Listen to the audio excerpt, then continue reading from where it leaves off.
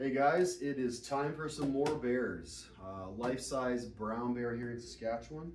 Hunter took this beauty, and we have a trail camera photo of this exact bear actually laying down with his head up and turned. And that form, of course, isn't very available, especially here in Canada.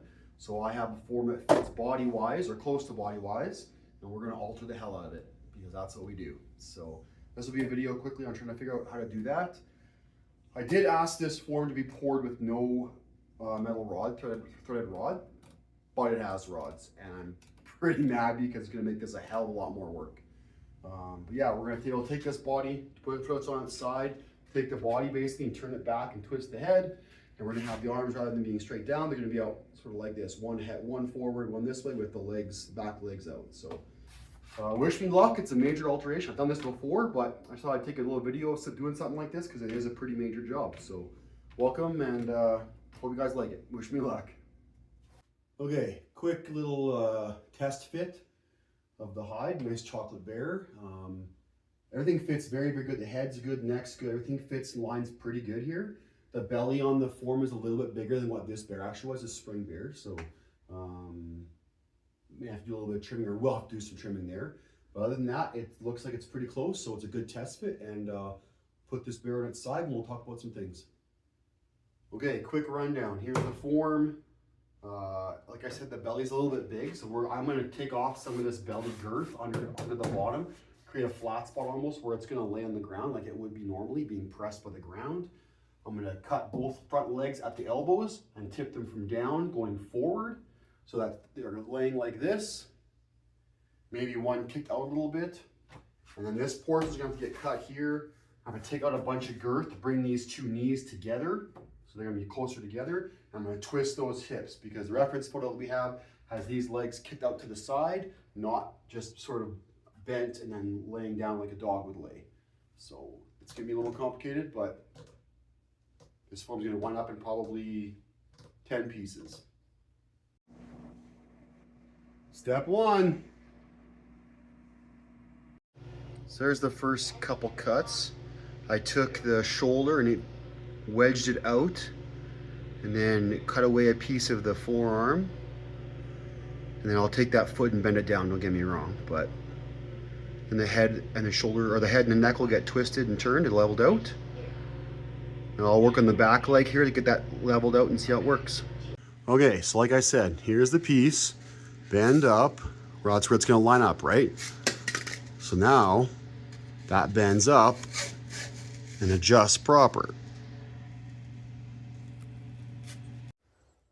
There you go, there's the first front part done. So we'll try to work on the body twist and then the legs. Okay, so the body would normally be like this. But I want to do a bit of a twist or a curl, so the spine kind of curls this way. What I'm going to do is I'm going to take this, I'm going to pivot it that way a bit. There. So I got to cut off a little bit of this gap to squish that rib cage in. So I'm going to cut about that much off here. And the same thing on this side, I'm going to cut off this side so they'll turn the back hips in this way. And create a bit of an arc, and I can shape the form and sand it out to work. So like I said, not from here, that's how it normally was. I'm going to go like that. Okay, so I put this piece back on. So like I said, I tilted it this way, but I've also rotated it to start a bit of the rotation of the hips. All right, just to give that piece of the belly there. So I did take off some belly girth, just a little bit. I'm gonna, rasp this all off and make it smooth. But this has started some of the shift. So this, of course, has to get turned. But it's actually getting closer. If I take a wedge out of here and drop this leg down, I may have to take this leg and bend it in a bit, just because my width this way is so wide for the base that I've got. So we'll see. I might have to take this one and bend it as well. But it's actually looking pretty good so far. All right, to sort of explain how this is going to work, to get rid of this girth in the middle, I want to take a V out of this to be able to close this. But I gotta watch because the tail's here too. It has to be like a 3D V, not like all the way through, but almost coming in this way so that it hits to there, not way back. So I kind of got to plan this out as to how I'm cutting this. It's angled in up this way and in that way. Kind of take like a pyramid out of this. So hopefully I can be able to collapse this and keep the tail where it is. So cross your fingers this works. All right, so I was somewhat successful. There we go. Now what I do is I just cut one straight line down there, fold it over, fold it together, and just basically rasp the outside and create a nice round line. All right, next step. Okay, here is a pretty close fit as to how this is going to work. I might do a little bit of a trim right here just to bring this leg in a little bit. And then what I might do is, like I said, cock this knee, cock that knee, adjust the head and neck. But the whole body and front arms are pretty close. A couple little adjustments here and there, but it's turned out really good, guys. Coming together.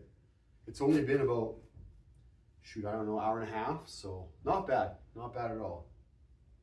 All right. Okay, you'll see this leg kick down, kick back. Everything's good on the ground. This hip, pretty good. Maybe a little high still, but should be all right. Look at some reference photos. It should be okay to get the tummy skin to twist in here. Should be all right. This foot kicked back. I've got the far foot drop back down. I've got the head. I just put a little wedge in there. I cut the neck, tilted it up, and then put the head up. So just brought the head in and up. And then, yeah, should be good to go. Now I'll go through and fill all the cracks with 2-part foam and help glue it together. And should be good to go. Thanks, guys. Ready to mount tomorrow. Okay, next morning, just do a little bit of sanding here. Just getting some of the rough spots taken down. So I use a horseshoe rasp with a handle. It's for farriers, and it works real good. So just a couple little marks. Just taking off some high spots and stuff, and half an hour of this, you should be good to go. Well, guys, here we go. Pretty much done.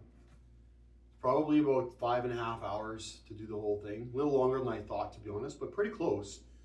Just the rump, which I figured was going to give me trouble, is giving me a little hesitation. I got a feeling the back end here is a little bigger than what the actual hide will be once I dry fit. But I should be able to shave off some thickness here by the looks of the angles and stuff. Everything turned out pretty good. The arms are pretty much how I wanted them. The head's up and looking.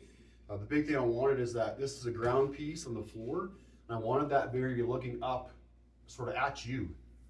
Make it look as realistic as possible, kind of like I was paying attention to you rather than just looking in the forest or something. So yeah, pretty good. We lost power this morning for like 7 hours, so I didn't have a chance to get into the shop. It was cold and had no lights, so I'm doing it this afternoon, all finished, and hoping to mount it today, but it'll be tomorrow. It's one of those things.